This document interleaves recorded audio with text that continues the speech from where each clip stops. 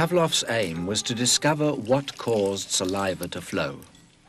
He rerouted the salivary ducts to the outside of his dog's cheek so that he could collect and measure the spittle. Perhaps, he thought, the production of saliva might be the result of a fixed nervous reflex, like a knee jerk. 5 минут 42,5 секунды.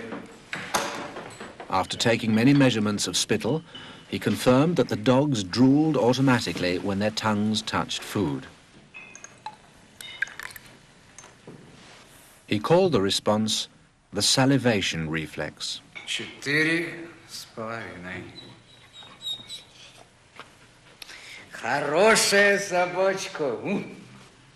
Я предлагаю поменять собаку. But his work started to run into trouble. As his dogs became familiar with the experimental routine, they started to fill their cheek tubes before Pavlov had a chance to stimulate their tongues. The dogs were learning to anticipate food. Pavlov tried a new technique. He erected screens so that the dogs couldn't see what was going on. Before passing meat through the hatch, he introduced a stimulus that was totally unrelated to feeding. A ticking metronome.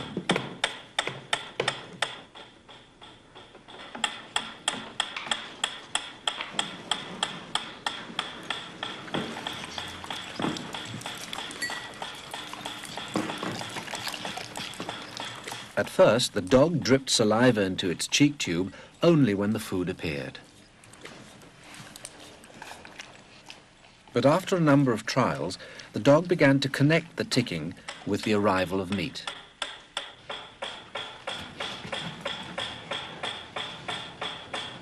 Soon, the sound alone made the dog drool.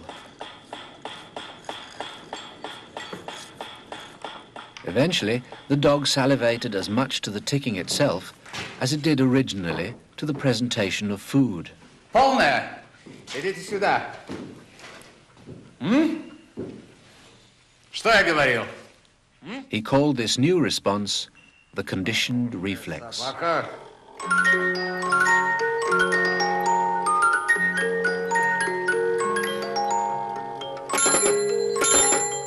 Whatever the stimulus, his dogs could soon be conditioned to produce saliva.